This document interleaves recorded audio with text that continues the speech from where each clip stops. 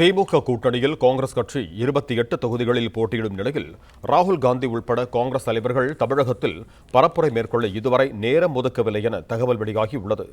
இது தொடர்பான கூடுதல் விவரங்களோடு இணைகிறார் எமது செய்தியாளர் ஜெபர்சன். வணக்கம் ஜெபர்சன், உங்களிடம் இருக்கும் தகவல்களை சொல்லுங்க.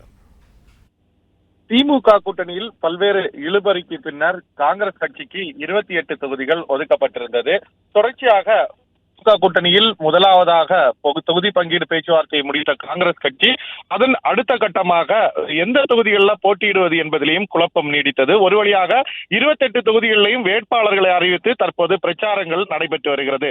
இந்த நிலையில்தான் காங்கிரசினுடைய மூத்த தலைவர்கள், குறிப்பாக ராகுல் காந்தி, பிரியங்கா, மல்லிகார்ஜுன கார்கே உள்ளிட்டோர் தமிழகத்திற்கு எப்போது பிரச்சாரத்துக்கு வரப்போகிறார்கள் என்ற கேள்வி எழுந்திருக்கிறது.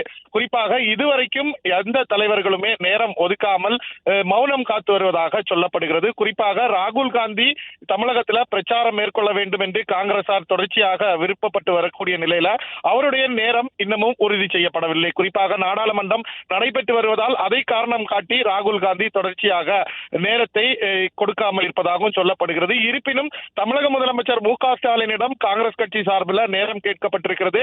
முதலமைச்சர் மு.க. ஸ்டாலின் மற்றும் ராகுல் காந்தி இருவரும் ஒன்றிணைந்து தென் தமிழகத்தில் அல்லது கன்னியாகுமரி உள்ளிட்ட பகுதிகளில் ஒரு மேடை அமைத்து ஒரே மேடையில இருவரும் பிரச்சாரம் மேற்கொள்வதற்கான வாய்ப்புகள் இருப்பதாகவும் சொல்லப்படுகிறது.